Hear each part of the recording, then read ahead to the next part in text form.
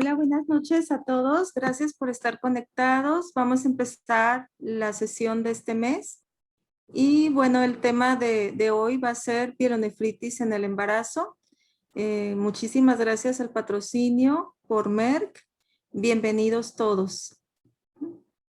Pasamos la primera diapositiva. Pues estamos muy orgullosos y agradecidos por todas las personas que se conectan, todos los médicos que creen en la educación continua. Muchas gracias. La Sociedad Mexicana de Urología Ginecológica es una sociedad que tiene ya 31 años de existencia y nuestro objetivo es la difusión de toda la enfermedad que aqueja a la mujer en cuanto a su piso pélvico y todas las enfermedades que atañen. En este caso, el tema de este mes, pues el embarazo es una de las implicaciones más grandes en complicaciones, por ejemplo, infecciones de vías urinarias. Y en este caso, pues nos van a explicar la pielonefritis y su relación con el embarazo. Las sesiones son impartidas por médicos con gran trayectoria y con gran experiencia y pues son previamente seleccionadas para que ustedes puedan adquirir actualización continua. Y siempre es grato recordarles y que sean parte de nuestra sociedad para seguir creciendo.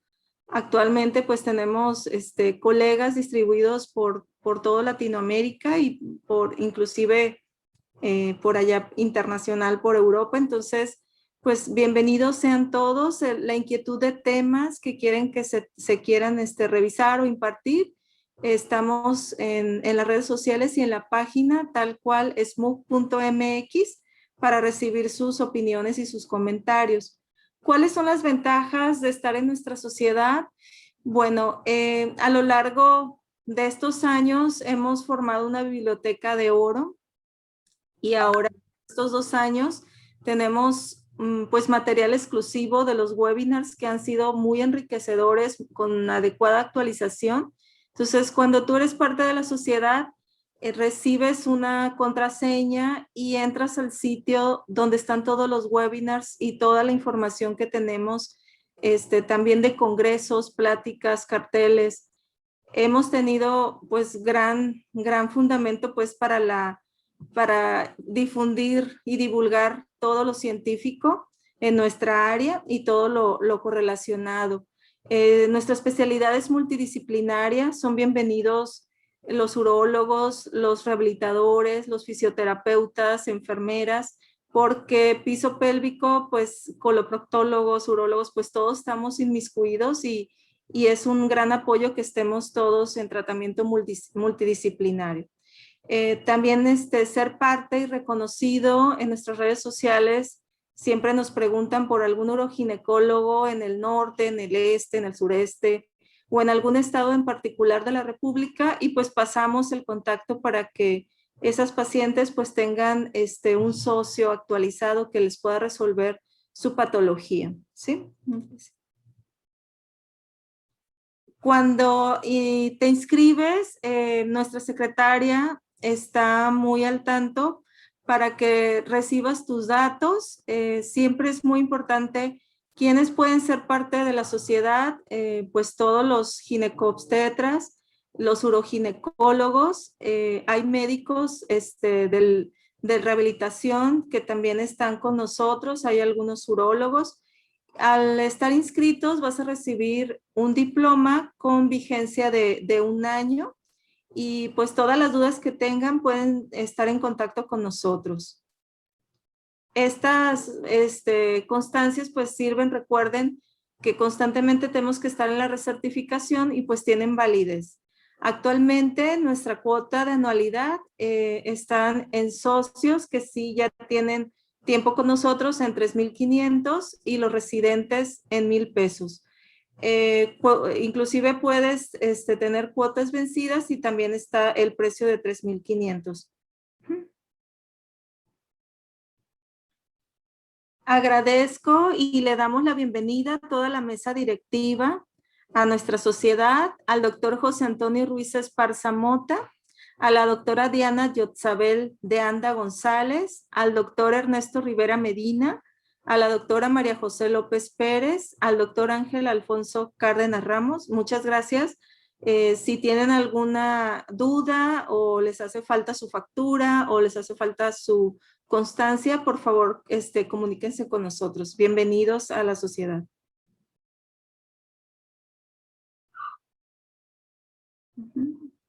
La que sigue, entonces, ok.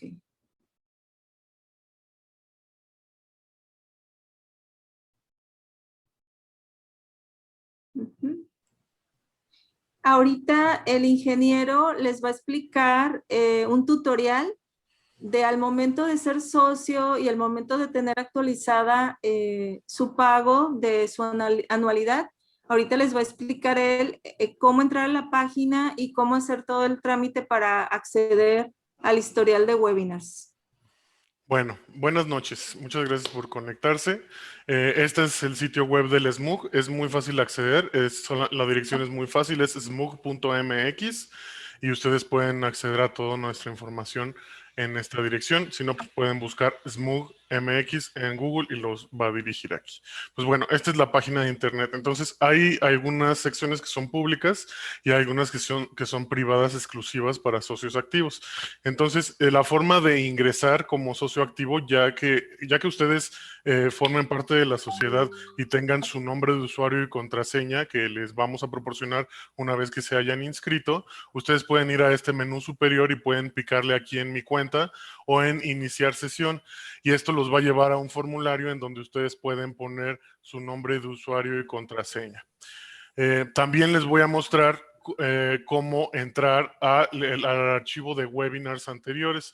Este también es exclusivo para socios, entonces les voy a enseñar cómo entrar. Yo aquí estoy usando un usuario de prueba. Entonces le dan iniciar sesión y entonces ya el sitio web automáticamente los dirige al histórico de todos los webinars que hemos hecho, ¿no? Entonces, por ejemplo, si yo quiero ver este que fue el de enero de este año, le pico y ya me lleva al video que ustedes pueden reproducir. Bueno, como ven, es muy fácil.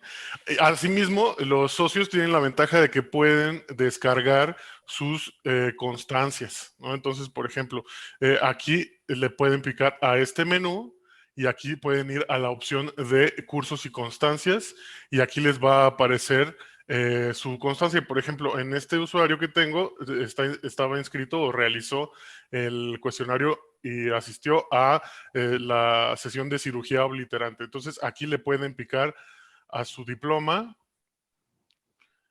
y la página automáticamente les enseña su diploma. Entonces, ya aquí ustedes pueden descargarlo y pueden imprimirlo y ya utilizarlo para cuando hagan su proceso de recertificación. Y pues bueno, eso es todo. La verdad es que es muy sencillo usar el sitio web del SMUG. Si tienen algún problema, no duden en contactarnos aquí en contacto o en ayuda@smug.mx. Y bueno, los pongo de regreso con la doctora Yadira. Muchas gracias. Muchísimas gracias, Alfonso. Entonces, el acceso a los webinars, muchos me han hablado, me han preguntado, ya vieron ahí el tutorial y pues si tienen alguna duda, pues no, con todo gusto los podemos atender. Entonces, pues bienvenidos a nuestros nuevos socios que ya van a tener esta gran ventaja de los webinars. Y bueno, pues recordemos que aún seguimos en pandemia y pues siempre estamos en minuto de silencio y en respeto a todos nuestros colegas en salud, enfermeras, médicos, amigos, familiares que han fallecido en esta pandemia, y esperemos tener pues nuevas noticias ahora que estamos un poquito vacunados, aunque todavía falta. Debido a esto, pues todavía no tenemos muy bien las fechas. Actualmente está pospuesto nuestro 31 Congreso hasta nuevo aviso. En cuanto tengamos alguna noticia, pues se lo haremos saber en las redes sociales, en nuestra página de smug.mx o a través de estas sesiones mensuales. Muchas gracias y pues a echarle ganas y a seguirnos cuidando. Trataremos de estar a lo largo del año, pues estar haciendo cursos y todo pues en modalidad virtual por toda la situación de la pandemia. Si hay algún tema o algo en especial que quisieran que revisemos, con todo gusto se pueden poner en contacto con nosotros, ¿ok? Siempre estamos abiertos a saber sus inquietudes. Les quisiera mostrar algunas de las estadísticas de la sesión anterior. Creo que los temas, el del mes pasado también fue todo lo relacionado al embarazo, pues es una problemática nacional, y le agradezco a nuestro ponente anterior, al doctor Fernando González, su tema de actualidades en cuanto al dilema obstétrico. Tuvimos usuarios registrados, 264, y tuvimos médicos extranjeros. Entonces también tenemos la modalidad de streaming, y oficiales pues tuvimos muchos extranjeros, gracias a nuestros compatriotas, a nuestros extranjeros que están por ahí. También si ellos tienen la intención de compartir alguna temática, pues son bienvenidos a SMUG. Gracias, porque por ahí hay algún uroginecólogo en Latinoamérica, y pues hemos tenido un registro de 16 países. Muchas gracias, estamos en contacto. Muchas gracias por estar creciendo a nivel Latinoamérica nuestra sociedad. Y por estados, tenemos pues en el Estado de México un poquito más se conectan por allá, y pues gracias a todos. Es algo de la estadística que quisimos compartir con ustedes. Y bueno, tenemos el agrado de tener en esta sesión mensual el tema de pielonefritis en el embarazo, patrocinado gracias a Merck. Nuestra ponente, la doctora Erika Torres Valdés, uroginecóloga del INPER. Ella estudió medicina en la Universidad Anáhuac Norte, estudió ginecología obstetricia en INPER, es uroginecóloga egresada también del Instituto Nacional de Perinatología, es miembro del Colegio Mexicano de Especialistas en Ginecología Obstetricia, de la FEMECOG y de FLASOG. Es Junior Fellow del Colegio Americano de Ginecología y Obstetricia, miembro activo de la Sociedad Internacional de Urología Ginecológica, IUGA. Está certificada tanto por el Consejo Mexicano de Ginecología y Obstetricia y certificada por el Consejo Mexicano de Urología Ginecológica. Doctora, bienvenida. La dejamos para que nos imparta su tema. Gracias. Muchas gracias por la invitación y por la presentación. Les voy a compartir ahora mi pantalla.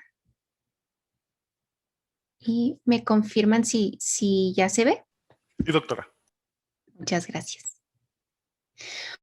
Bueno, pues justo como nos comentaba la doctora Yadira hace un momento, hay ciertas enfermedades urológicas que representan un problema de salud pública cuando se presentan también durante el embarazo, y la pielonefritis no es la excepción. Me gustaría empezar por comentarles que, bueno, pues primero el 11% de las mujeres van a presentar una infección de vías urinarias al año. El 50% de las mujeres vamos a presentar una infección de vías urinarias una vez en la vida. El 30% va a estar relacionado a la actividad sexual, y del 20 al 30% de las mujeres adultas que han tenido una infección de vías urinarias previa van a presentar una recurrencia. Al final del día, la infección de vías urinarias durante el embarazo en presentación de pielonefritis, pues representa también una forma de infección de vías urinarias en la mujer. La pielonefritis en el embarazo, pues es una causa común de hospitalización, complica del 1 al 2% de los embarazos, y es un punto importante porque puede generar sepsis en la mamá. A nivel global, se sabe que es la tercera causa de mortalidad en las mujeres embarazadas. Entonces, es realmente importante que nosotros sepamos cómo hacer la identificación temprana y el manejo temprano y correcto de este grupo de mujeres. Porque se asocia también a morbimortalidad, no solamente materna, sino también en el recién nacido. Tenemos un riesgo de parto prematuro que está descrito, dependiendo las series, entre un 20 al 50%. Importante siempre en nuestra historia clínica que preguntemos a una mujer embarazada que diagnosticamos con pielonefritis o con una infección urinaria, si ella presentó en su embarazo previo una infección renal, porque hasta el 40% la va a repetir en el siguiente embarazo. Y en la mayoría de las ocasiones, el 90% se va a presentar en el segundo y tercer trimestre de la gestación. ¿Qué riesgos conlleva la pielonefritis durante el embarazo? Bueno, pues incrementa el riesgo de parto prematuro, incluso hasta 2 veces. Tenemos más riesgo de anemia, de infección intramniótica, de restricción del crecimiento intrauterino, incluso de muerte perinatal. No se sabe a ciencia exacta el mecanismo exacto del por qué se desarrolla. Sin embargo, las teorías hablan sobre la relación con la activación de la cascada de la inflamación. De hecho, hay artículos que también hablan sobre la relación entre infecciones del tracto urinario, incluida la pielonefritis, y la prevalencia de enfermedad hipertensiva preeclampsia durante el embarazo. Sin embargo, no hay evidencia científica suficiente para poder establecer una correlación. Pero la cascada de la inflamación pues está ahí metida en todos esos. La infección de vías urinarias es la infección bacteriana más común. En las mujeres es la más común. Y esto conlleva o representa más de 7 millones de visitas al médico por año, más de 1 millón de visitas a urgencias y más de 100,000 hospitalizaciones. Representa el 1.2% de todas las consultas en las mujeres y el 0.6% de hombres, para tener un poquito de referencia de qué tan frecuente lo vemos. Cuando hablamos nosotros de clasificación de las infecciones de vías urinarias, pues aquí tenemos un montón de clasificaciones y les voy a mostrar una que me parece que es una de las más objetivas, pero podemos hablar desde las no complicadas a las complicadas. De manera general, tenemos las no complicadas, en las que estamos hablando de un huésped sano, en donde la estructura y la función renal es normal. En las complicadas, entonces aquí vamos a tener una morbilidad asociada con el huésped. La complicación o la complejidad va en relación a la comorbilidad que tiene la paciente. Aquí vamos a tener una estructura y función renal anormal. No se refiere complicado a la dificultad de tratamiento, por ejemplo, de la infección urinaria, sino más bien a la comorbilidad. Y aquí vamos a tener malformaciones, obstrucción, embarazo, alteraciones anatómicas, prolapso, divertículo uretral, etc. Entonces, si nosotros hablamos de pielonefritis durante el embarazo, estamos hablando ya que es de una infección de vías urinarias alta, que es complicada. De acuerdo a la relación que guarda la infección de vías urinarias con otra infección urinaria, la podemos clasificar como aislada, no resuelta o recurrente. Y debemos evitar el uso del término de infección de vías urinarias crónica, porque aquí debemos recordar la diferencia entre las recurrencias y las persistencias de las infecciones que tenemos. Esta clasificación es la clasificación de la Sociedad Europea de Urología, y me parece que es una de las clasificaciones en las que podemos identificar incluso factores de riesgo de manera un poco más clara. Primero nos hace la clasificación de acuerdo a la presentación clínica, en donde podemos tener desde una uretritis, cistitis, pielonefritis, urosepsis e infecciones de las glándulas masculinas. También las podemos dividir de acuerdo al grado de severidad, como moderadas, severas, etcétera, hasta la falla orgánica. Y hay una de sus clasificaciones que me parece que es muy interesante, que es este acrónimo ORENUC. Ahora se los voy a poner en la siguiente diapositiva desglosado uno por uno, pero nos ayuda a identificar los factores de riesgo. Y esto es importante y es interesante cuando nosotros tenemos la evaluación de la paciente durante la consulta. Y los patógenos que se encuentran asociados. Si son patógenos que son susceptibles, que tienen una susceptibilidad reducida, o si tenemos la presencia de alguna multiresistencia. Este acrónimo de ORENUC lo que significa es esto. Y entonces nos ayuda a identificar los factores de riesgo que tenemos nosotros para desarrollar una enfermedad complicada. Entonces, la O, no tenemos ningún factor de riesgo y estaríamos hablando de una mujer premenopáusica que es sana.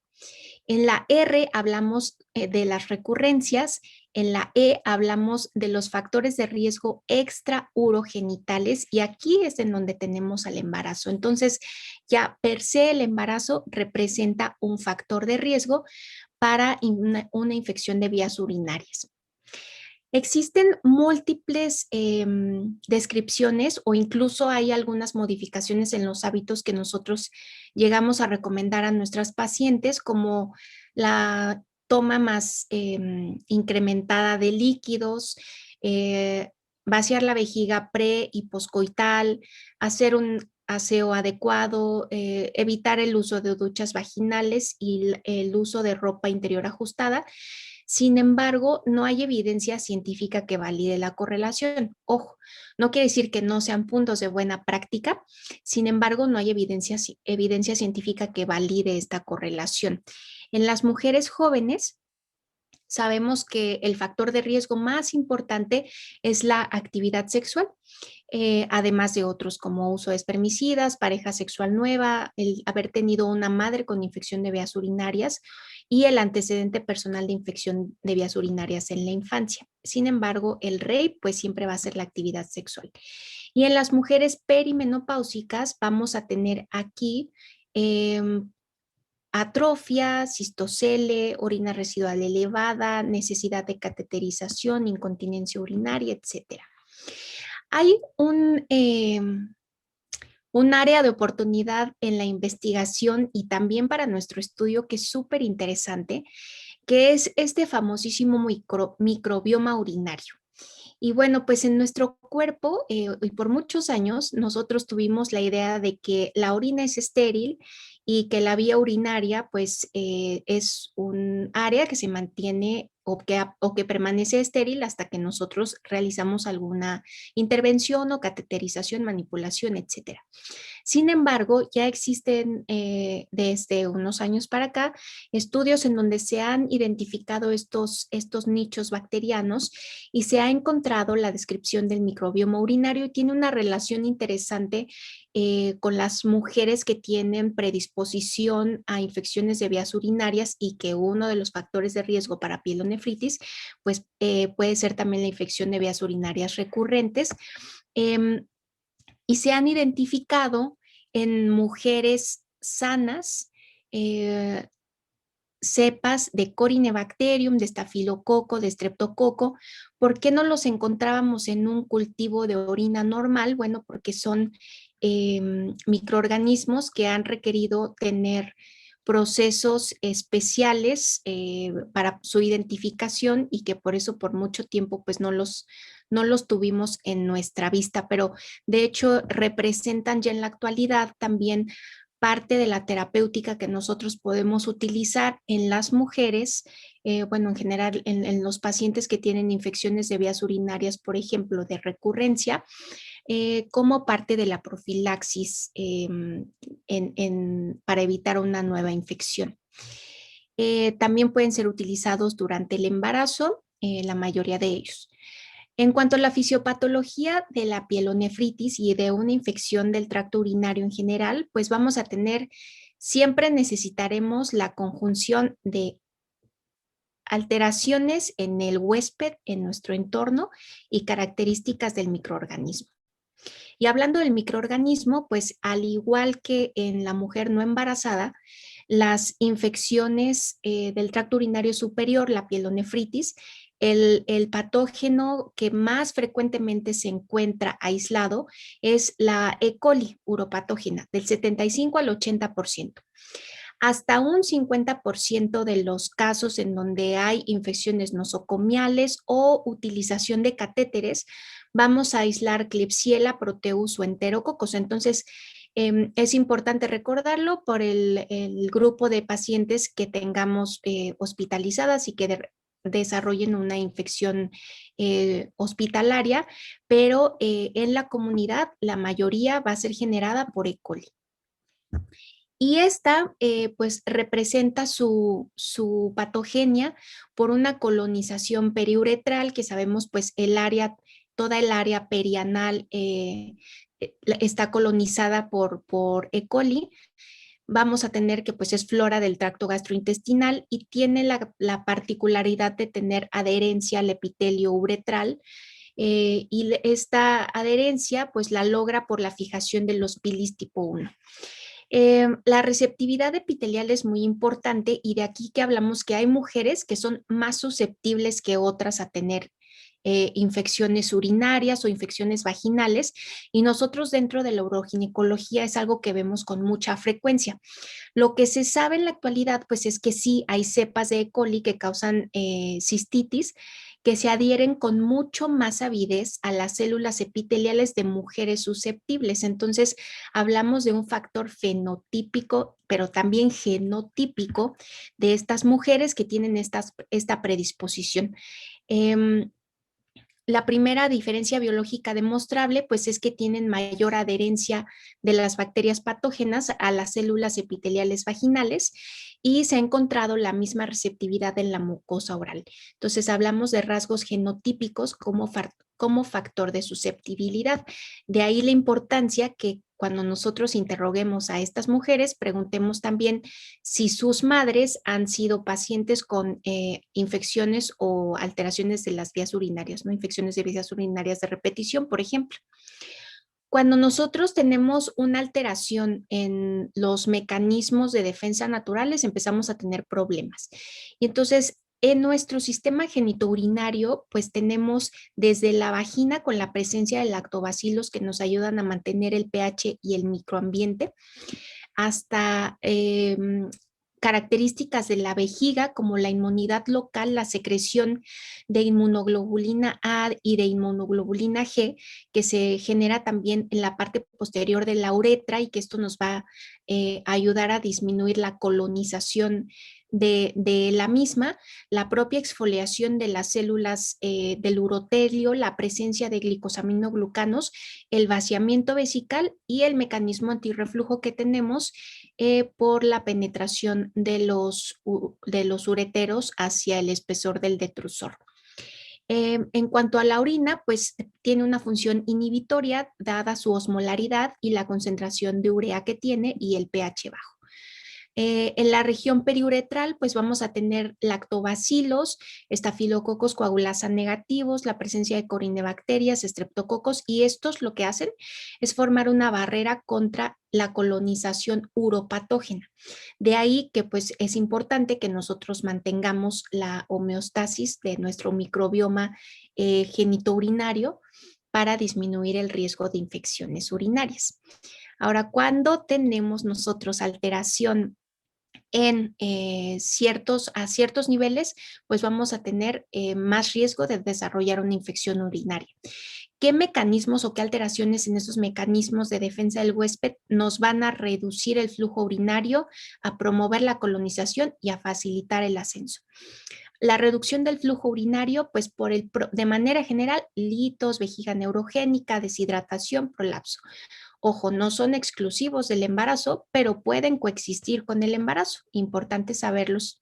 Así como la compresión del útero grávido también. Factores que promueven la colonización, pues la actividad sexual, porque aumenta el inóculo bacteriano, la alteración del pH y la osmolaridad. Recordemos que durante el embarazo pues tenemos glucosuria y aminoaciduria que pueden cambiar también el pH, y el mal uso de antibióticos. ¿Qué facilita el ascenso? Pues la cateterización, la incontinencia urinaria, la incontinencia fecal y orinas residuales elevadas. ¿Cuáles son los cambios fisiológicos durante la gestación en el sistema genitourinario? Vamos a tener un crecimiento renal de 1 a 1.5 centímetros con un incremento del 50% del flujo plasmático renal. Vamos a tener una hiperplasia de la musculatura calicial con aumento de su capacidad. De aquí que cuando nosotros vemos un ultrasonido de una mujer embarazada y nos lo reporta un radiólogo que no tiene la acuciosidad de tomar en consideración el embarazo, pues en muchas ocasiones nos lo reportan como hidronefrosis, ¿no? Vamos a tener un hidrouréter por un aumento en el diámetro, hipomotilidad del mismo e hipotonicidad de la muscular, que esto va a ser secundario a la acción de la progesterona y esto va a estar presente en el 90% de las embarazadas. No son todas, pero sí son la mayoría. Vamos a tener una congestión del urotelio, de ahí que pues es tan importante que nosotros controlemos una infección en la vía renal, a nivel renal, porque puede tener una diseminación hematógena pues con mucha mayor facilidad. Tenemos también un aumento de la capacidad vesical, incluso a más de 1000 mililitros, también con una subsecuente incremento de presión intravesical de 9 a 20 centímetros de agua. La progesterona también tiene un efecto sobre el detrusor, sobre su tono, entonces vamos a tener una hipotonicidad del detrusor. Tenemos también hipertrofia del trígono e hiperemia uretral. Ahora, estas situaciones que comentamos en esta diapositiva me hacen recordar un punto que es muy importante también durante el embarazo y en general como factor de riesgo para pielonefritis, que es el reflujo vesicoureteral. Las mujeres que tienen que están embarazadas, tienen todos estos cambios y van a tener de manera fisiológica más riesgo de presentar reflujo vesicoureteral. Entonces es importante que también cuando nosotros las interroguemos, una de las preguntas que podemos hacer y que puede ayudarnos a identificar este grupo de mujeres es preguntarles si cuando tienen la sensación de plenitud vesical y tienen el deseo normal para la micción, si sienten dolor en las fosas renales de manera habitual. Entonces, en este grupo de mujeres la presión puede subir y puede generar disconfort. Desde la semana 12 de la gestación, nosotros vamos a empezar a tener dilatación ureteral y de los cálices renales por acción de la progesterona. Decíamos que hay disminución en la peristalsis ureteral, compresión principalmente derecha por la posición del útero en el 86% de las embarazadas, pues es en su mayoría. También tenemos una elongación ureteral, pues como uno de los cambios anatómicos, y compresión vesical, lo cual nos va a llevar a una pérdida de la capacidad de vaciamiento. Todos estos factores nos van a llevar a una estasis urinaria, que también es un factor de riesgo para infección de vías urinarias. Lo que se sabe es que la estasis urinaria puede ser tan incrementada o tan variable como desde 50 hasta tan alta como 200 mililitros solamente en el trayecto ureteral. Entonces, sí es un cambio importante y es una estasis que vamos a tener ahí como factor de riesgo. El máximo hidrouréter lo vamos a observar hacia el 6º mes de la gestación. Estos cambios que veíamos en el tracto urinario, tanto superior como inferior, aunado a los cambios que nos dan los niveles elevados de progesterona, la relajación del músculo liso, disminución de la peristalsis, aumento de la capacidad vesical, más la obstrucción física por el útero grávido, nos va a llevar a la hidronefrosis pieloureteral y una estasis urinaria. Esto incrementa el riesgo de pielonefritis en el embarazo, especialmente en las mujeres que presentan bacteriuria durante la gestación. La vía de colonización y la vía de infección es la colonización ascendente. Aunque también está descrita la vía hematógena y la vía linfática, la realidad es que son muy raras.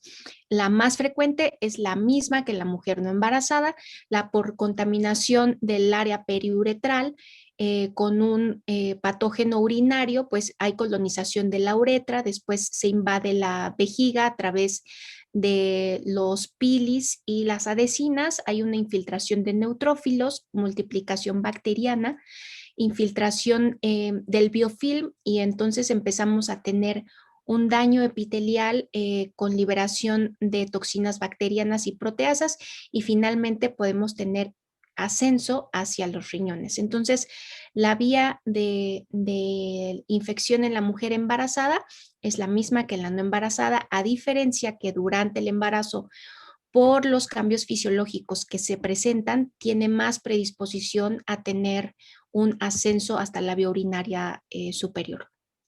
El cuadro clínico en su mayoría va a estar caracterizado principalmente por fiebre, dolor en el ángulo costovertebral, por piuria y síntomas generales, malestar general, escalofrío, náusea, vómito, migraña, mialgia, y hasta en el 50% de los casos se va a acompañar de síntomas del tracto urinario inferior, como de una cistitis. Sin embargo, es importante que nosotros recordemos que los tres principales van a ser fiebre, dolor y las alteraciones en el laboratorio. El diagnóstico lo vamos a hacer a través, por supuesto, de la clínica, pero el gold standard es el urocultivo con antibiograma. El grado de recomendación es una recomendación fuerte y lo debemos de realizar siempre cuando sospechamos pielonefritis. ¿Qué otros estudios, además del urocultivo, debo de realizar? Debemos realizar una biometría hemática para valorar la celularidad roja y blanca, hemoglobina y leucocitos, y una química sanguínea para evaluar la función renal, electrolitos, proteínas C reactiva, etc. Debemos valorar la toma de hemocultivo en caso de que el cuadro de la paciente sea persistente, principalmente con fiebre, porque hasta el 20% de las mujeres embarazadas con pielonefritis pueden presentar bacteremia. Entonces, debemos tenerlo en consideración. También un examen general de orina. La técnica para el urocultivo en la mujer embarazada se recomienda que sea de chorro medio, a excepción del puerperio, en donde pues sí se prefiere que sea a través de cateterización para evitar las contaminaciones hemáticas. Y pues recordar que la bacteriuria y la piuria no tienen una sensibilidad y especificidad del 100%, por lo que aunque nosotros tengamos ausencia de leucocitos en la orina, si hacemos un estudio rápido, debemos esperar siempre el resultado del urocultivo.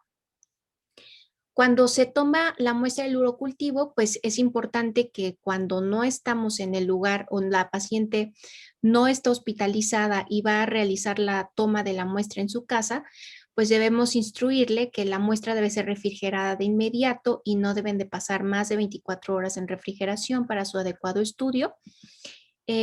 ¿Cuándo vamos a hacer estudios de imagen o estudios de extensión? Solamente en los casos en los que tenemos episodios recurrentes, sospecha de absceso o hematoma, podemos hacer un ultrasonido renal y una resonancia magnética en caso de que tengamos que no tengamos una buena respuesta al tratamiento y que tengamos persistencia de la fiebre a más de 72 horas. Cuando tenemos pacientes que tienen antecedentes, por ejemplo, de litiasis y sospechamos que tenemos una potencial obstrucción, en las pacientes que tienen anemia de células falciformes o que tenemos diabetes, quistes en los riñones, vejigas neurogénicas, etc. Es decir, cuando hay una comorbilidad asociada, entonces podemos realizar, está indicado hacer algún estudio de imagen. Idealmente que sean estudios que no sean contrastados, no se prefiere la tomografía. Si es necesario, pues se recomienda que sea resonancia magnética.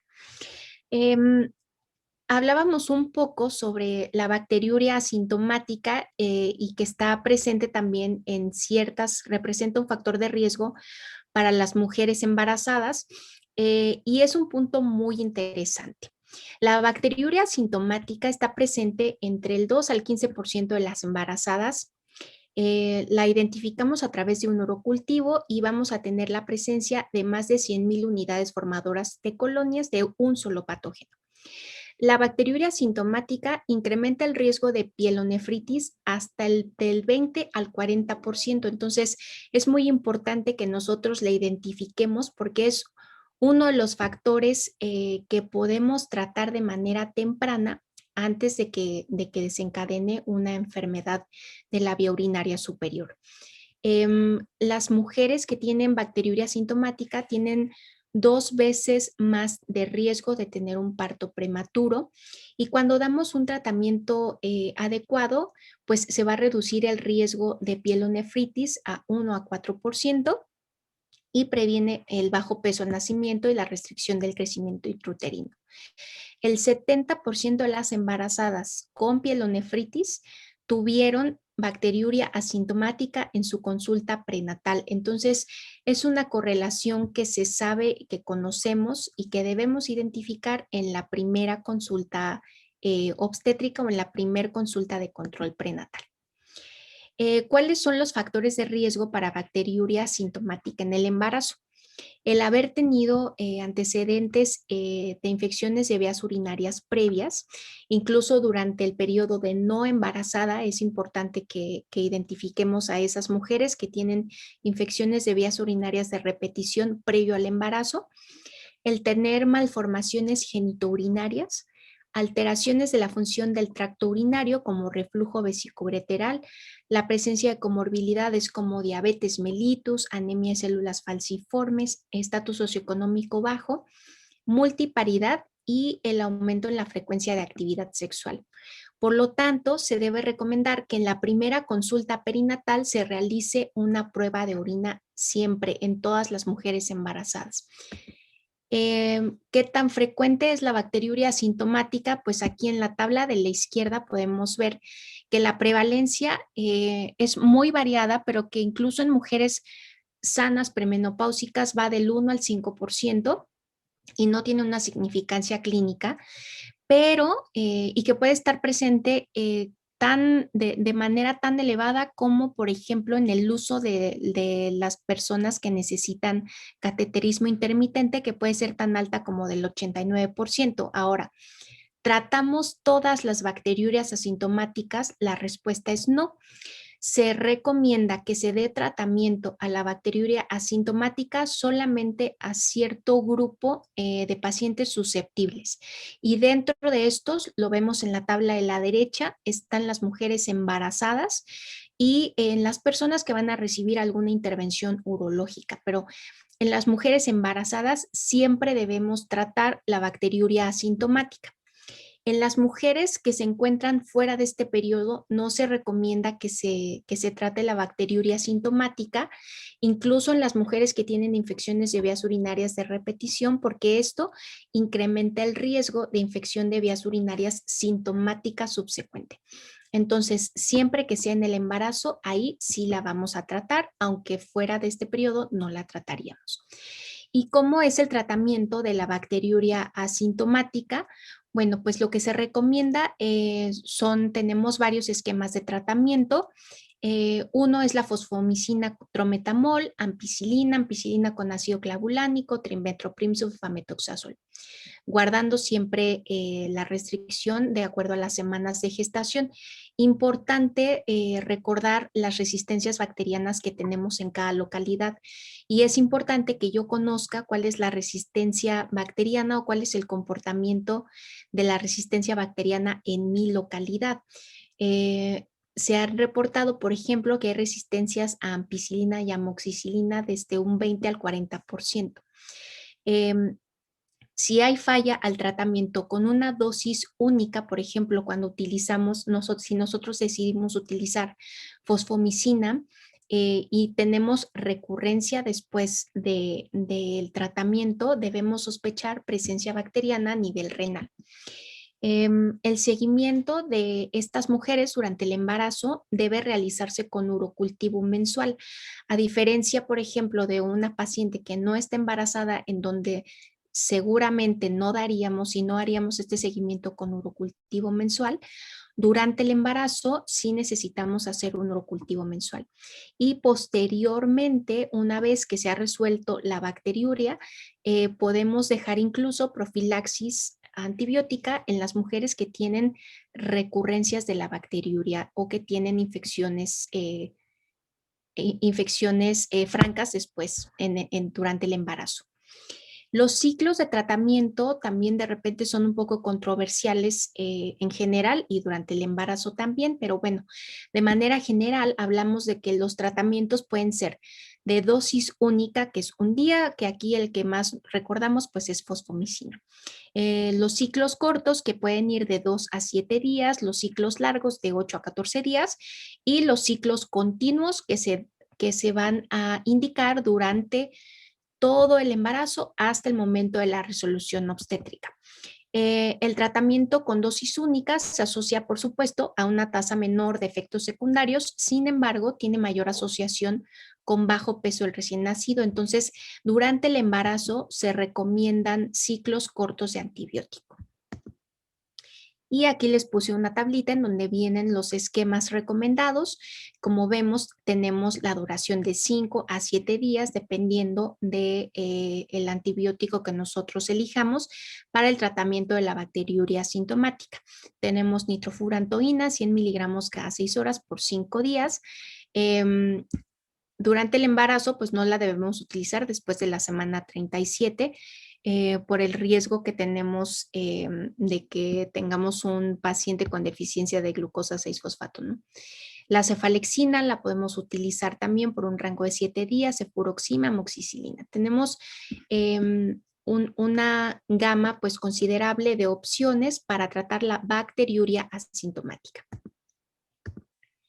Ahora, para el tratamiento ya de la pielonefritis en el embarazo, bueno, pues algo muy importante es que durante el embarazo, una pielonefritis, hay guías que nos dicen que siempre todo el 100% de las mujeres se deben de hospitalizar para recibir antibiótico-terapia intravenosa las primeras 24-48 horas y posteriormente puede continuar el tratamiento ambulatorio a completar un ciclo largo de antibiótico, aquí en este caso sí, durante al menos 10 a 14 días y aquí podemos utilizar, por ejemplo, una cefalosporina de tercera generación para casa.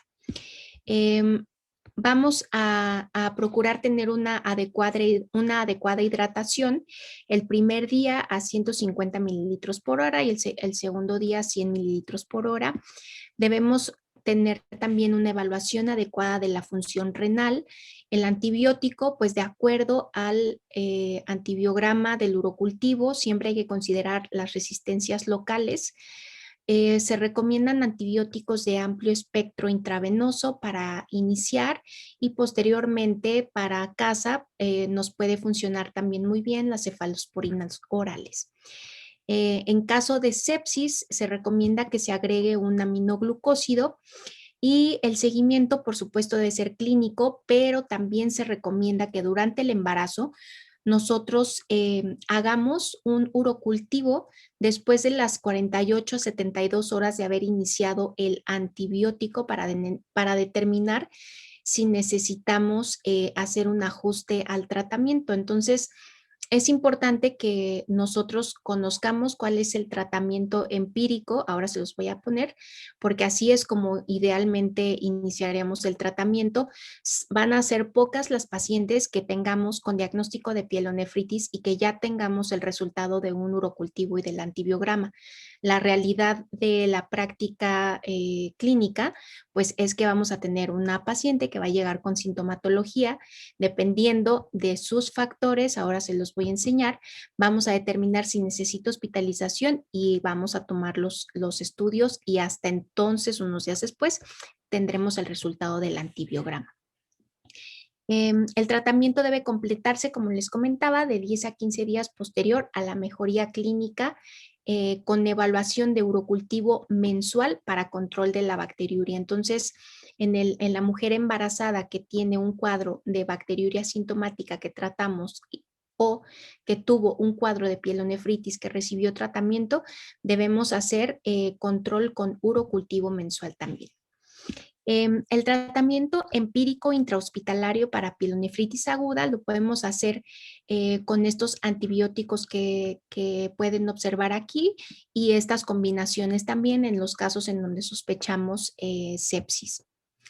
Cuando tenemos nosotros multiresistencias, necesitamos utilizar o utilizamos sondas por tiempo prolongado, necesitamos cobertura contra Pseudomonas aeruginosa y podemos agregar ceftazidima o amikacina. Cuando tenemos cultivos previos con Enterococo fecalis, hay que ampliar y añadir ampicilina o vancomicina y considerar la monoterapia con pipetazo. Y siempre en este grupo de pacientes hay que hacer una valoración por infectología. Recordemos que, bueno, el tratamiento de la pielonefritis debe ser un tratamiento multidisciplinario porque decíamos al inicio, la morbilidad no solamente es materna, sino que también es fetal o neonatal. ¿Cuáles son los criterios de hospitalización? Porque de pronto es, bueno, no todas las mujeres con pielonefritis van a requerir una hospitalización. Bueno, la realidad es que no. Estos son los criterios propuestos: edad gestacional mayor a 24 semanas, que haya fiebre mayor de 38 grados centígrados, la presencia de sepsis, deshidratación, amenaza de parto pretérmino, que tengamos antecedente de una pielonefritis previa, que tengamos alguna comorbilidad como diabetes, hipertensión, etcétera, intolerancia a la vía oral por parte de la paciente o que no hayamos tenido éxito al tratamiento ambulatorio después de las primeras 72 horas. Entonces, si tenemos cualquiera de estos, está completamente indicado hospitalizar a una paciente para recibir tratamiento intrahospitalario. Hay estos criterios, les quise compartir estos criterios tempranos de alerta materna porque si están presentes, pues incrementan el riesgo de morbilidad para mamá. Entonces, el tener una presión sistólica menor de 90 o mayor de 160, una diastólica mayor a 100, frecuencia cardíaca menor de 50 o mayor de 120, el tener una frecuencia respiratoria menor de 10 o mayor de 30, saturación de oxígeno con aire ambiente menos de 95, oliguria, y el tener alteraciones maternas como agitación, confusión, que tengan falta de respuesta, que tengan dificultad para respirar. La sepsis y el síndrome de dificultad respiratoria del adulto son dos complicaciones que se presentan en las mujeres embarazadas con pielonefritis y son las dos complicaciones graves más frecuentes. Ojo, no siempre se presenta fiebre en el síndrome de distrés respiratorio del adulto, por ejemplo. Entonces, no hay que sobreestimar o no hay que poner en primer lugar la fiebre, o si no tiene fiebre, que nos quedemos muy tranquilos. Tenemos que ir a buscar otros parámetros de laboratorio o estos que les acabo de compartir aquí, porque las complicaciones pues pueden ser muy severas. El tratamiento ambulatorio pues siempre deberá ser guiado por antibiograma. En caso de no contar con antibiograma, podemos iniciar el tratamiento empírico y este lo podemos llevar a cabo con cefuroxima o con cefixima, 400 miligramos vía oral cada 24 horas, el cual pues resulta en una dosis que es muy cómoda también para las pacientes, porque bueno, una realidad en el tratamiento antibiótico, no solamente de las infecciones urinarias, sino en general, y no solo de las pacientes embarazadas, sino de la población en general, es que tenemos una adherencia al tratamiento que es muy pobre. Entonces, ¿cómo la podemos mejorar? Pues tratando de buscar tratamientos que sean más cómodos para las pacientes y que de esa manera pues puedan tener un seguimiento mejor. Entonces, el tratamiento empírico de una sola toma al día pues representa una muy buena opción para este grupo de pacientes. La Sociedad Europea de Urología, pues tenemos también aquí dentro de los antibióticos recomendados para iniciar el tratamiento empírico en el caso de pielonefritis cuando la resistencia local es por debajo del 20%, podemos utilizar fluoroquinolonas, aminopenicilinas y cefalosporinas de tercera generación. Asimismo, como cuando tenemos una falla al tratamiento inicial o en casos severos, podemos considerarlos también. Y los que sí de plano no están recomendados para el tratamiento empírico, pues son amoxicilina, ampicilina, trimetoprim sulfametoxazol y la fosfomicina. En el grupo de mujeres que tiene pielonefritis durante el embarazo, también podemos utilizar profilaxis antibiótica y la vamos a indicar en las mujeres que tienen pielonefritis recidivante o cuando tenemos un único episodio, pero que son mujeres nefrópatas, después de que, cuando lo iniciamos, después de que se completa el último esquema antibiótico y lo vamos a prolongar hasta 4 a 6 semanas posparto. En resumen, pues la pielonefritis es una complicación médica común durante el embarazo que tiene una incidencia aproximada del 1 al 2% de los embarazos. Es 10 veces más frecuente en la mujer embarazada versus la no embarazada. Vamos a tener pielonefritis recurrente hasta en el 20% de las mujeres embarazadas. El 40% de las mujeres embarazadas que tienen bacteriuria asintomática va a desarrollar pielonefritis.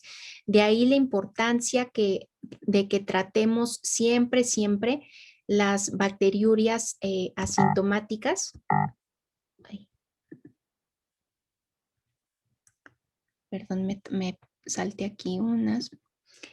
Se recomienda el estudio urinario en todas las embarazadas. En la primera consulta de control prenatal debemos hacer el screening para saber si esa mujer tiene bacteriuria asintomática y de esa manera dar tratamiento de manera oportuna. Es más frecuente en el segundo trimestre del embarazo, sin embargo, se puede presentar desde el primer trimestre también, sobre todo en las mujeres que tienen ya alguna comorbilidad adicional, como por ejemplo que tienen antecedentes de litiasis renal o antecedentes de infecciones de vías urinarias de repetición. Las complicaciones maternas pueden presentarse, es anemia, sepsis, falla renal y síndrome de distrés respiratorio del adulto. El microorganismo aislado más frecuente, al igual que en las mujeres no embarazadas, es E. coli. Debemos considerar también el uso de esquema de madurez pulmonar cuando tenemos condiciones obstétricas que así nos lo indiquen, así como neuroprotección en el riesgo de parto pretérmino, dependiendo de la edad gestacional, con sulfato de magnesio. Y la vía de nacimiento preferida será la vía vaginal. Sin embargo, pues la cesárea tendrá siempre pues su indicación obstétrica respetada. El tratamiento inicial en el grupo de pacientes con factores de riesgo, que ya los veíamos, debe ser siempre en hospitalización, aunque podemos iniciar el tratamiento o indicar tratamiento empírico ambulatorio en las mujeres que no tienen comorbilidades y que no tienen estos factores que mencionábamos. Y el tratamiento pues debe de ser con un equipo multidisciplinario, el obstetra, perinatólogo, intensivista, el infectólogo, para que esa mujer pues tenga una resolución más favorable. Voy a dejar de compartir aquí mi pantalla. Dice, ¿cuánto tiempo se puede administrar los aminoglucósidos? Bueno, lo recomendable es que no sean más de 7 a 10 días durante el embarazo. Tenemos otra paciente, dice, buenas noches, soy bioquímica. Tengo una paciente que está planeando segundo embarazo. Toda su vida ha tenido infecciones recurrentes, por lo que va a empezar tratamiento con fosfomicina por 6 meses con dosis única. Me gustaría saber cuándo debo sugerirle realizarse un control, sea de orina o la realización de urocultivo. Bueno, en este caso, siempre que nosotros tenemos a una paciente con o bajo profilaxis antibiótica, es muy importante que el urocultivo lo hagamos durante el tratamiento, no mientras, no al suspenderlo. Entonces, pues lo puede indicar en cualquier momento, doctora. ¿Cuándo decide brindar terapia empírica en la pielonefritis? Cuando no tenemos factores de alerta. Si yo tengo una paciente que tiene fiebre, que tiene ataque al estado general, tiene intolerancia a la vía oral, no puedo dar tratamiento ambulatorio, lo debo dar hospitalario. Y empírico, pues les decía, en la mayoría de los casos vamos a iniciar el tratamiento empírico porque pues vamos a tener pocas pacientes que lleguen con el diagnóstico ya con un resultado de urocultivo y que no tengan síntomas que nos hayan buscado antes. Dice, el dolor renal en pacientes con reflujo solo ocurre con reflujo grado 4 o 5.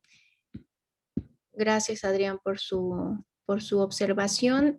Sí, pero hay pacientes que tienen una sensibilidad mayor y hay que preguntarlo en la consulta, van a ver cómo se los refieren. ¿Cuál sería el manejo que en caso de que al solicitar un urocultivo tuviéramos menos de 100,000 unidades formadoras de colonias? Bueno, pues ahí se recomienda repetir el urocultivo.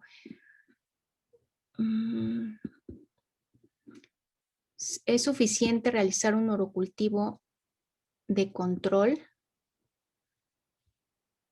Bueno, no entiendo esta pregunta, pero supongo que es con respecto a la pielonefritis ya tratada. Sí, el control lo hacemos con urocultivo. La recomendación, a diferencia de la paciente no embarazada, es que se haga un urocultivo de forma mensual, principalmente por la relación que tenemos también con bacteriuria sintomática.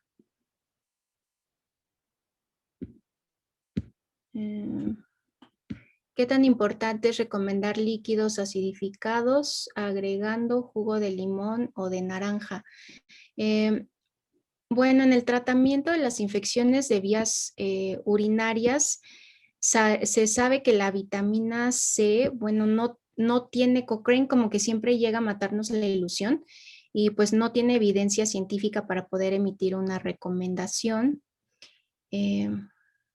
¿En qué caso se debe usar carbapenem? Pues siempre en estos resultados debemos de guiarnos por el resultado del antibiograma del urocultivo. No tenemos recetas de cocina. La realidad es que siempre debemos, en este grupo de pacientes, pues debemos de guiarnos mucho del resultado del antibiograma, pero también ir de la mano con el infectólogo porque pues son complicaciones maternas y fetales, ¿no?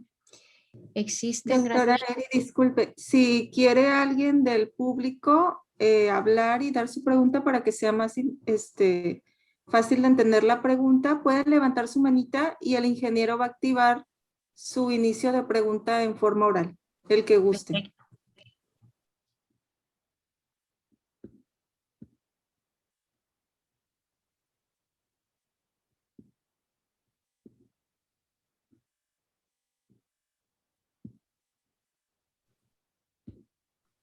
Ok, bueno, parece que nadie se animó.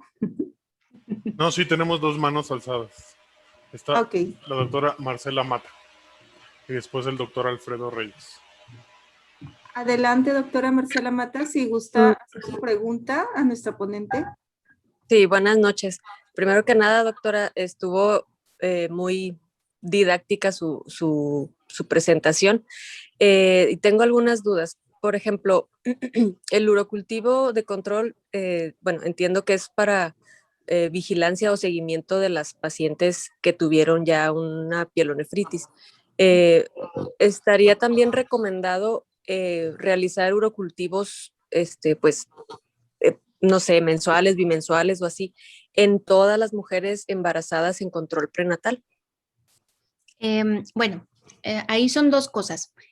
En el Cuando nosotros tenemos el inicio del control prenatal, ahí sí se recomienda que siempre hagamos una exploración de un estudio urinario a través de la realización de un urocultivo para identificar bacteriuria asintomática por la correlación que puede tener con desarrollo de pielonefritis más adelante durante la gestación.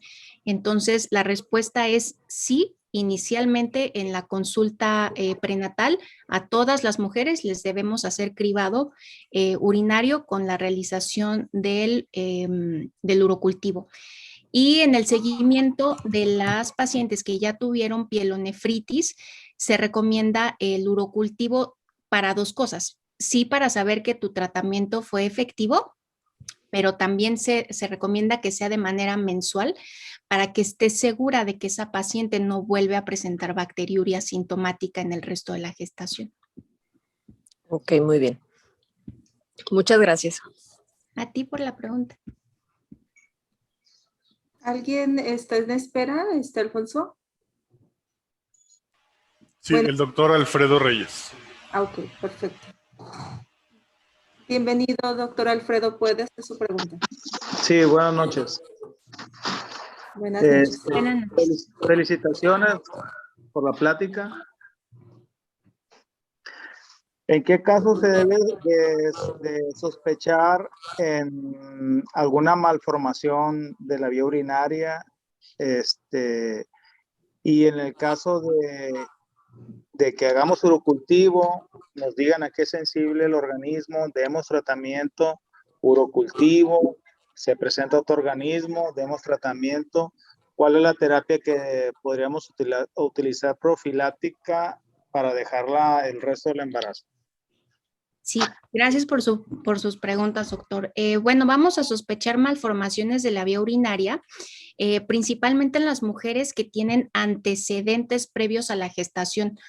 Es difícil, aunque no es excluyente, pero es difícil que una mujer debute con infecciones de vías urinarias, por ejemplo, de repetición solo durante el embarazo. Las malformaciones que más frecuentemente se asocian a infecciones de vías urinarias de repetición son el doble sistema colector, que lo podemos identificar en un ultrasonido de manera muy fácil, y el reflujo vesículo-ureteral. Entonces, vamos a tener antecedentes en ese grupo de pacientes. Así es como vamos a sospechar malformaciones de la vía urinaria, principalmente.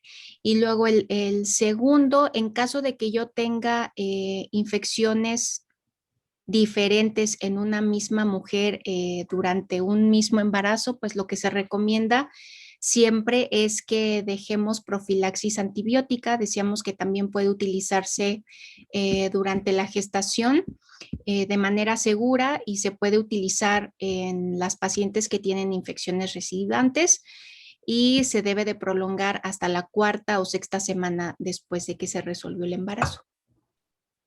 Gracias. Alfonso, el doctor Emilio Torres me está hablando a mi celular que quiere que active su micrófono. No sé si está por ahí conectado.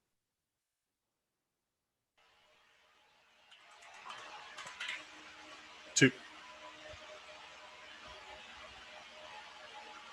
Doctor Emilio. Ya puede, doctor Emilio. Ya puede hacer su comentario, doctor. Muchas gracias. Si quita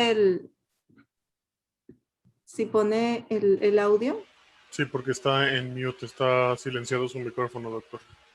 Si gusta, doctor, está un micrófono ahí en rojo pequeñito, nada más le da clic ahí y puede activar su voz. Bueno, en lo que el doctor Emilio pone su micrófono, también la doctora Mayra Montes. Me está haciendo la videollamada acá. Bueno, Mayra, mientras que nos diga su pregunta.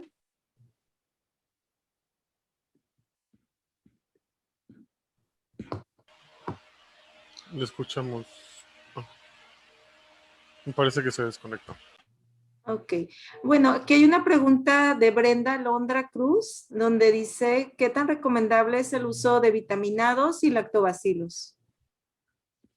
Se pueden utilizar como tratamiento profiláctico, no como tratamiento de una infección aguda. Se pueden utilizar tanto en la mujer no embarazada como en la mujer embarazada, pero su uso está limitado a la profilaxis no antibiótica, que tenemos varias opciones también.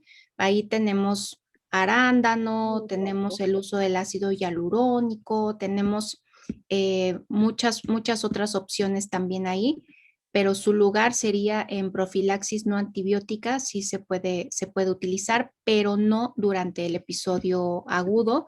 Ahí sí necesitamos antibiótico terapia.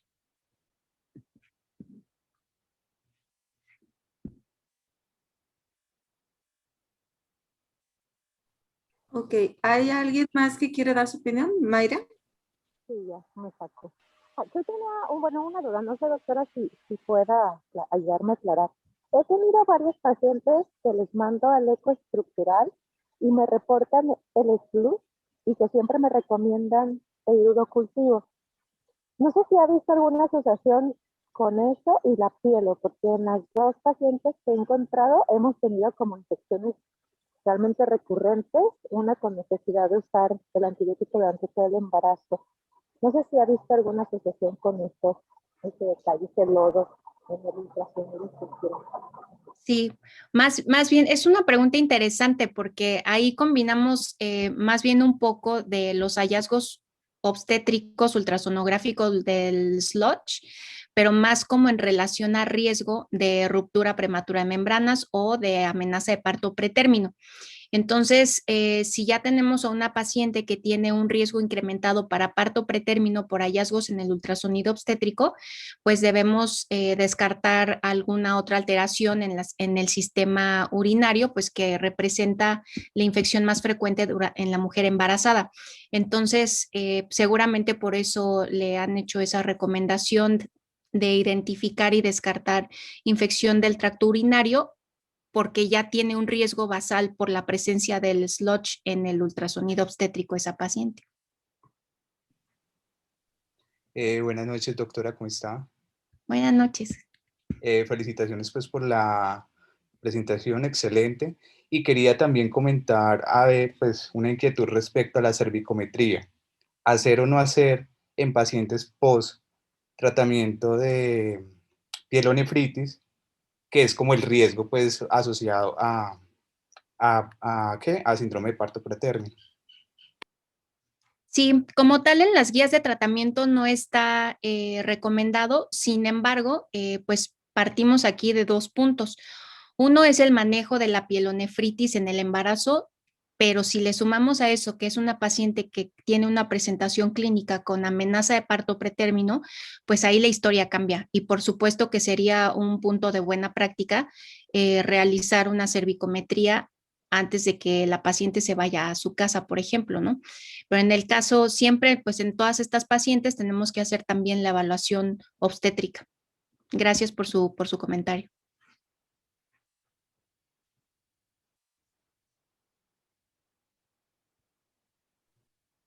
Ok, ¿hay alguien más? O habla el doctor Raimundo Salinas, si hay algún criterio ecográfico que apoye la infección de vías urinarias. Pues tenemos, sí puede haber cambios tanto en el grosor del detrusor. Podemos tener hipertrofia del detrusor, ese puede ser uno. Cuando tenemos antecedente de pielonefritis de repetición, podemos también tener cambios en el parénquima renal en donde se observa fibrosis. Podemos también tener alteración en el índice de resistencia de las arterias renales. También un valor que miden los radiólogos es después de que una mujer, miden los índices de resistencia con la vejiga llena y después con la vejiga vacía para poder evaluar si hay algún riesgo o alguna correlación con reflujo vésico-ureteral. Hay otra pregunta, es el doctor Saúl Juan Arratia, habla sobre qué hay de cierto con respecto a la vacuna para infección de vías urinarias recurrentes y si esta se usa en el embarazo. Desde Bolivia hacen un envío de saludo y una felicitación. Gracias. Bueno, pues la famosa vacuna es tiene como un efecto dual, inmunomodulador e inmunoestimulante, y es denominado en los artículos como OM89, y se puede utilizar en las pacientes que tienen infecciones de vías urinarias de repetición. Sí tiene buenos resultados en este grupo de pacientes.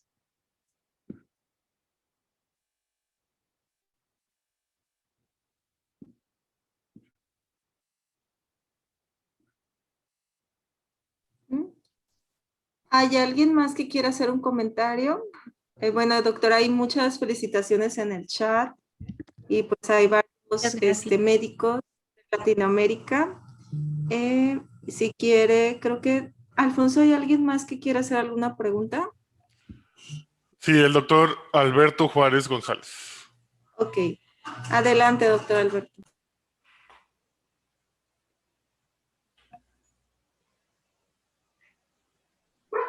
Buenas noches, ¿sí me oyen? Sí, doctor. Sí, buenas noches, doctor. Sí. Buenas noches, doctora. Felicidades por su plática.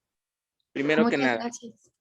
Gracias. Mi pregunta es acerca del uso de nitrofurantoína durante el tercer trimestre. ¿Es conocida su contraindicación por el riesgo de anemia hemolítica fetal? En la presentación usted comenta que puede usarse antes de las 37 semanas. Sí, es lo que viene marcado en esa guía. Antes de las 37 semanas se debe delimitar su uso, pero sí tenemos nosotros riesgo, por ejemplo, de que hay amenaza de parto pretérmino. Debemos de suspender el uso antes de la semana 34, efectivamente. Ok, pero entonces podemos usarlo hasta la semana 37 si no hay riesgo de amenaza de parto pretérmino. Si no hay riesgo de amenaza de parto pretérmino, sí. Sí es recomendado. Ok, esa era mi pregunta. Muchas gracias. Por nada.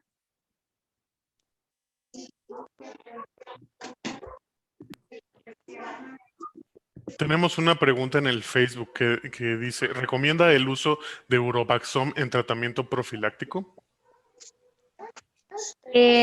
Urovaxom es el nombre de este inmunomodulador que nos preguntaron también de la vacuna contra las infecciones de vías urinarias. Sí se puede utilizar como profilaxis. En el embarazo no hay estudios y no hay evidencia con la cual nosotros podamos emitir una recomendación con seguridad de uso, pero en las mujeres que tienen infecciones de vías urinarias de repetición y que no están embarazadas, se puede utilizar como parte de la profilaxis no antibiótica.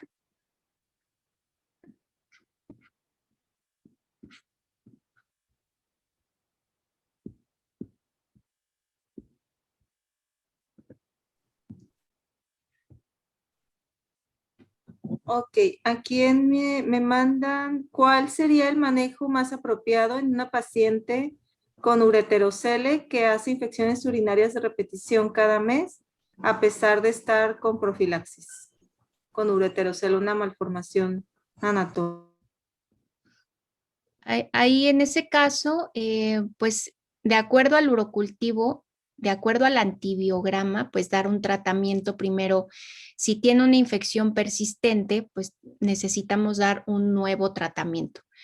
Recordemos que siempre que hay ocasiones en que los urocultivos no se hacen en el momento adecuado y la paciente ya terminó el ciclo de antibiótico, se quedó sin antibiótico una semana y después fue y se hizo el urocultivo de control, pero entonces ya estuvo una semana sin tratamiento ni terapéutico ni antibiótico, me vuelve a salir otra vez positivo el urocultivo y yo le mandé ya la profilaxis. Entonces, lo ideal es que una vez que nosotros mandamos el tratamiento antibiótico, al final del tratamiento antibiótico, realizar el urocultivo de control e iniciar ese mismo día en la noche, el día que se hizo el urocultivo, ese día en la noche, iniciar con el fármaco que va a utilizar para la profilaxis, preferentemente que no sea el mismo que utilizamos durante el tratamiento terapéutico, en espera del resultado del urocultivo de control. Si el urocultivo de control en el día 3 o 4 que ya llevas de tratamiento antibiótico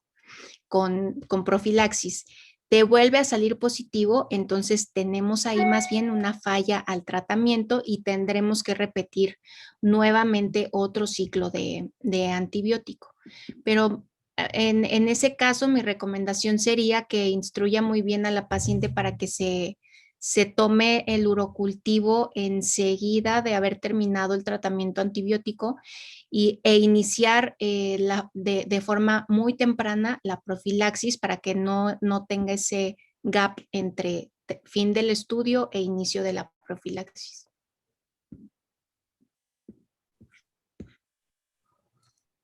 No, creo que este tema, como lo ven, es de muchas preguntas, de mucha controversia, y creo que sigue siendo uno de los ingresos más frecuentes en complicación en nuestras embarazadas, y pues tenemos que estar actualizados. Doctora, excelente ponencia, muchas gracias. Muchas gracias, doctora. Sus recomendaciones.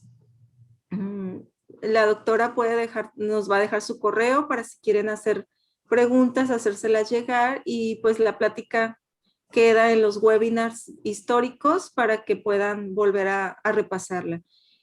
Pues hay una forma de tener constancia para su certificación y recertificación.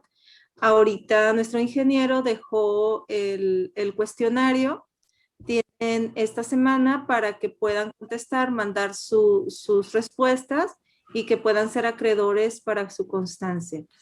Si alguien hizo la contestación del cuestionario y no llegó su constancia, por favor, pónganse en contacto con nosotros.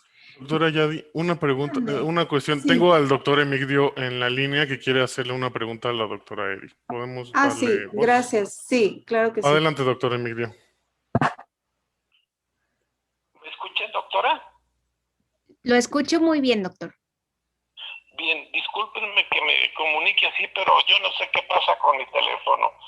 El punto es de que felicitaciones, doctora Yadira, doctora Erika, durante su plática, nada más algunos comentarios que considero pueden ser importantes. Usted habló de que del lado derecho el útero se va hacia ese lado. A esto le llamamos nosotros una dextrorotación uterina. Y eso se debe a que el colon descendente viene por el lado izquierdo y está libre el lado derecho. Entonces esa dextrorotación hace que se comprima más el ureter derecho más que el izquierdo. Correcto, doctor. El aumento del volumen de vejiga es precisamente que durante el crecimiento del útero, en lo que es el repliegue vesicouterino, se va junto con el útero, por decirlo así, y eso ocasiona que te aumente el volumen, aunque en los últimos meses aumenta la frecuencia urinaria.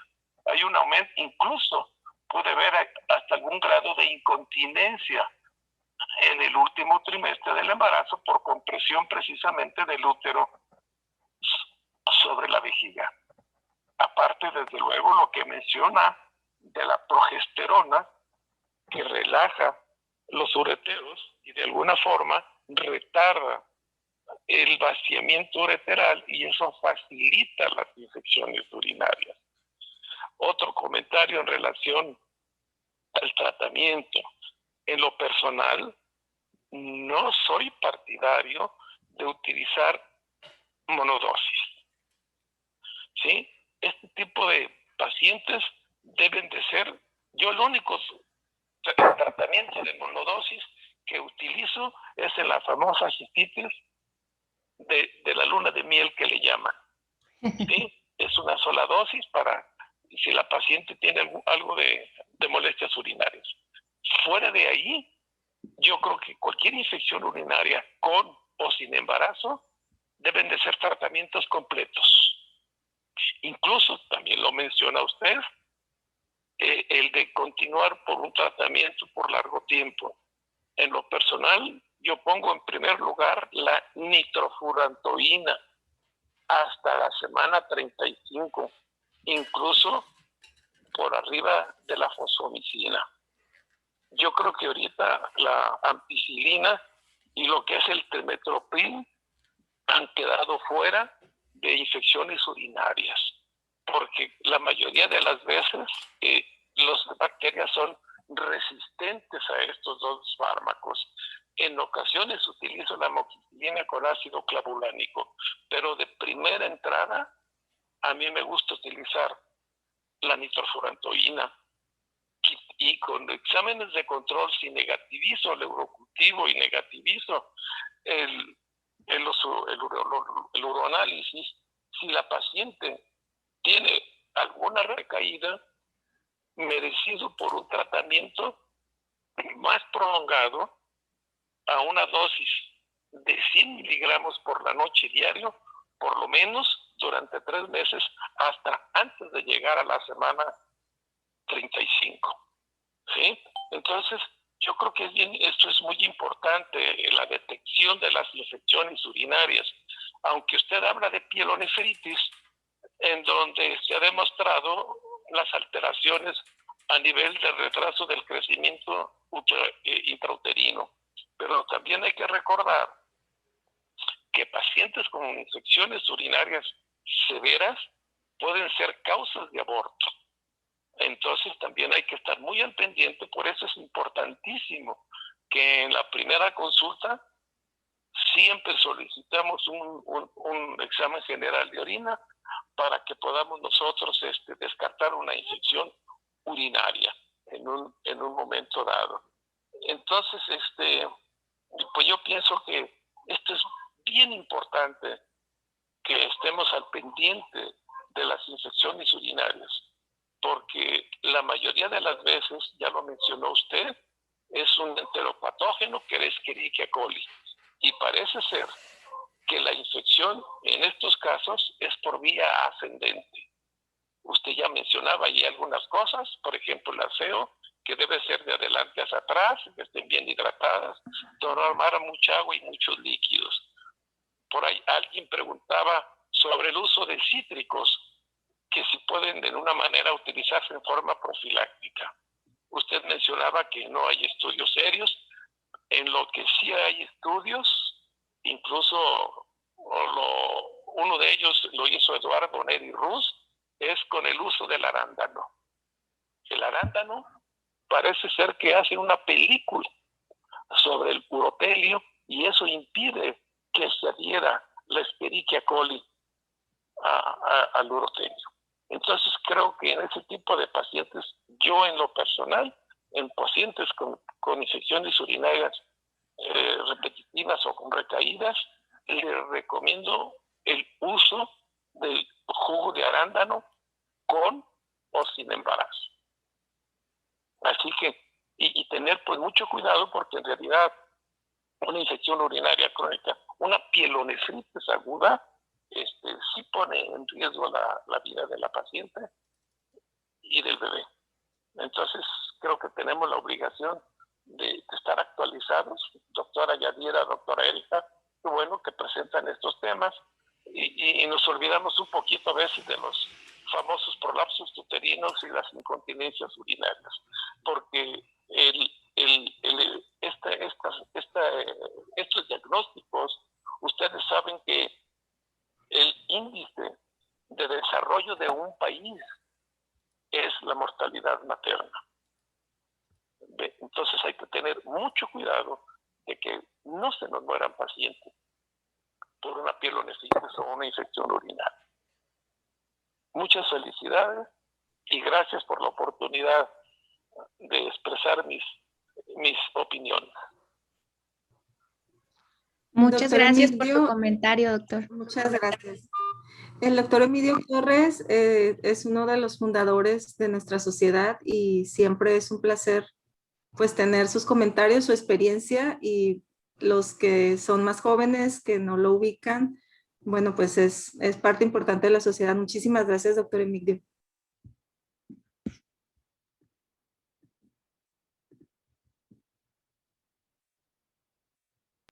Bueno, doctora Erika, no sé si quiera concluir con algo más.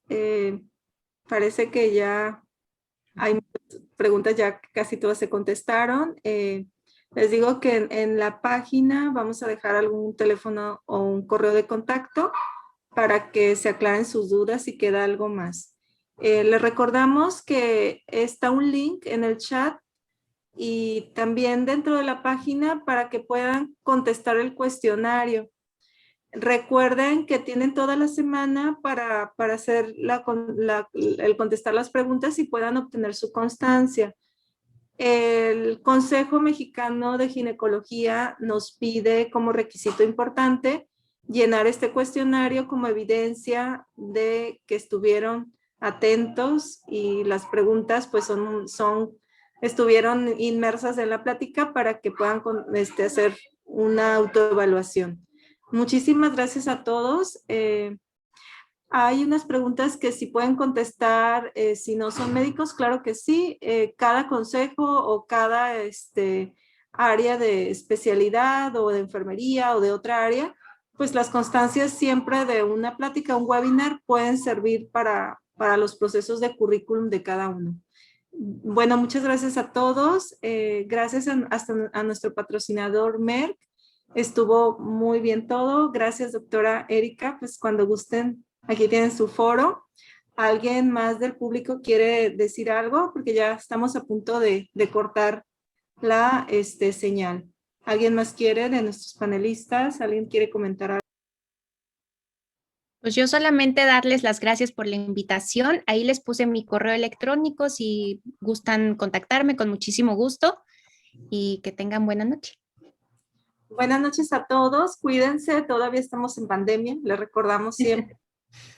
Pregunta Freddy, ¿cómo obtenemos la certificación?